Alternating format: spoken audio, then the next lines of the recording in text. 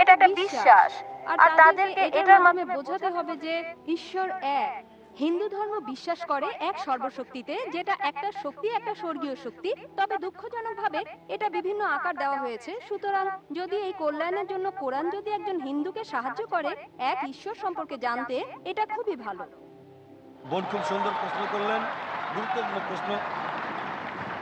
যদি কোরআন এমন এক বই হয়, যদি এটা ঈশ্বরের বাণী হয়, তাহলে কেন এটা শুধুমাত্র একটা ছোট্ট দলের জন্য এসেছিল, যেখানে ছিল শুধু আরবরা আর মুসলিম? সারা পৃথিবীর জন্য কেন আসেনি? কত সময় লাগবে?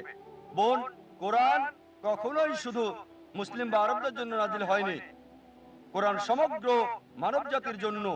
এটা বলা হয়েছে সূরা ইব্রাহিম অধ্যায় 14 আয়াত 1, সূরা ইব্রাহিম অধ্যায় 14 আয়াত 52, সূরা বাকারা অধ্যায় 2 আয়াত 185 এবং সূরা জুমার অধ্যায় 39 আয়াত 41-এ কোরআন সমগ্র মানব জাতির জন্য প্রেরিত। সময় সংক্ষিপ্ত।